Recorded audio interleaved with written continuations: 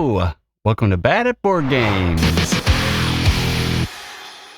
I'm Brad Lake, and I'm bad at board games, so you don't have to be. Today, we're going to be talking about my inability to not buy board games. So, a week or two ago, I had the culling video.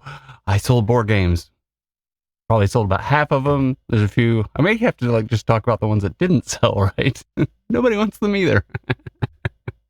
But I did make $75 off of games, which is a loss of more than $75.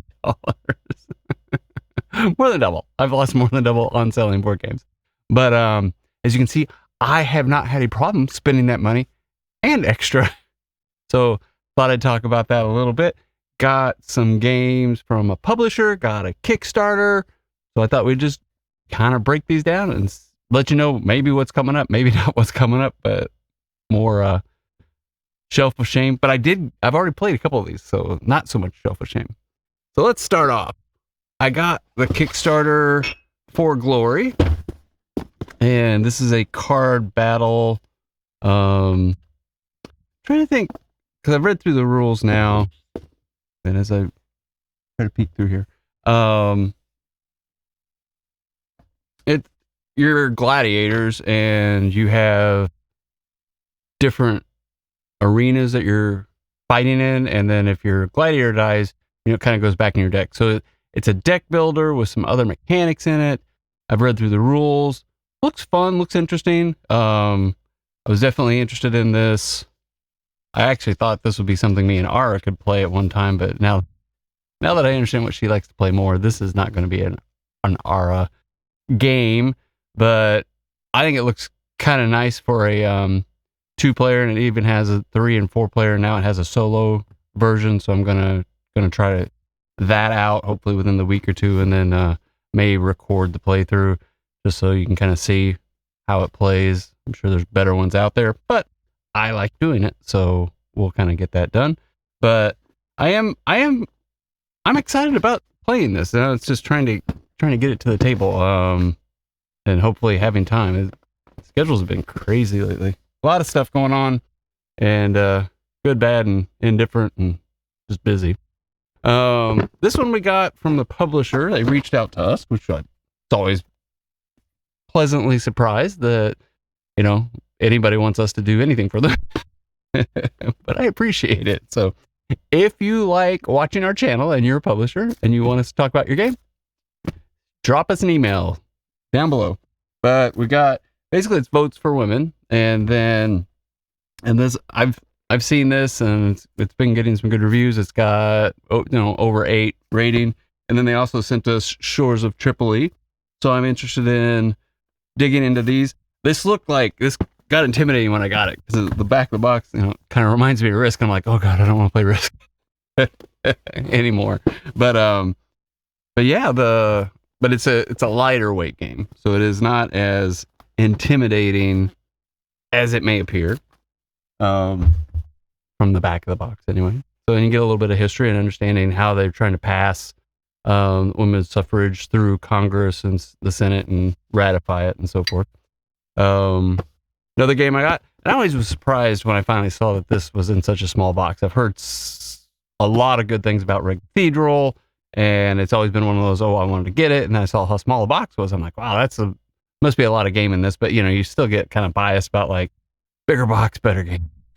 But I picked this up. This was one of the games I bought when I sold other games and got new games at the little convention here in, between Greensboro and Winston-Salem, and got to play this. Somebody taught it to us. He had the game, and so we played his copy of it. This is a nice little game. This is a nice, I don't even know. I just like it. You roll some dice, you move around a rondelle, you're building up and taking control of you're unlocking your tableau and taking different areas of the Red Cathedral that you're building, so to speak. And I like this game. I was glad I was able to play it right when I got it, same day. So that was awesome. Dead Men Tell No Tales. Bought this as another one that of the money that I got for selling games, I bought. Actually, I bought these before I sold the other games. I was just hoping some of it would pay for itself.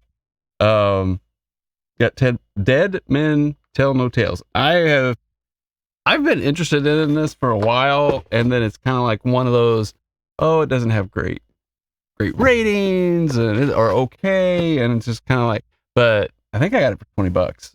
So, the expansion and that, and it's like everybody's running into a ship that's on fire with ghost skeletons and such, and you're trying to collect treasure, and you can only carry one treasure. So there's some real like limitations on what you can do. You can't just like run through the ship and get in and get out and all these kinds of things. So we played it. I kind of liked it. And I didn't play it with the expansion yet. Now that I've looked at the expansion a little bit more, it's got miniatures. It's got, like a kraken that's coming up through the ship. So I'm actually interested in playing this.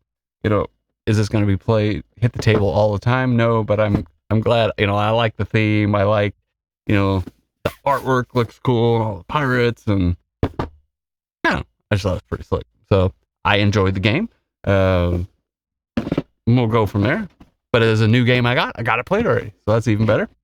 And so it's easy to learn. So how about that? This one I've wanted for a long time, just never pulled the trigger. And what did I pay for it? $25. I'm pretty happy with that. So Grand Astoria Hotel. Just very happy with being able to pick that up.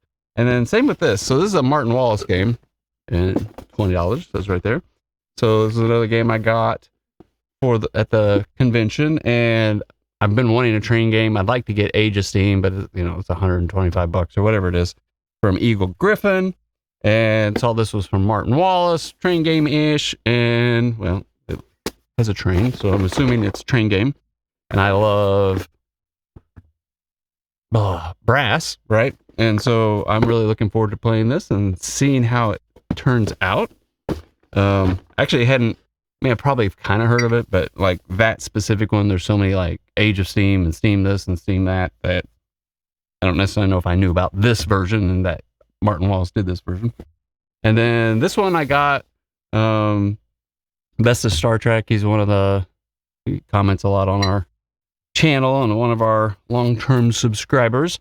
He recommended this as one of his favorite games. He isn't able to get it to the table that often, it sounds like, but there's a lot of nuances in this, and it feels kind of Reiner Knizia-ish, in my opinion. It's dominoes, but with all these like some area control things and different ways of scoring, and flowers that you put on top of dominoes or in certain areas, things like that. I've read through the rules. It doesn't seem that hard to learn, but I think there's a ton of depth and strategy in it. And I passed on this when it first came out because it's all nature.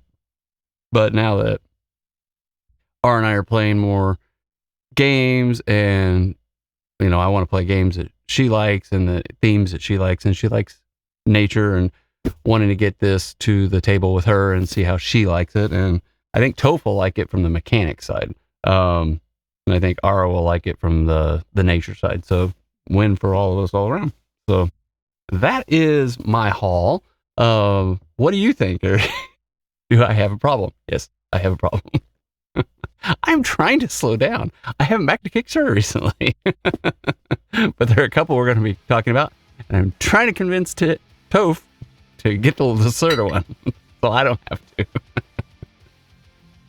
I will push my addiction on others that are addicted, but in different ways.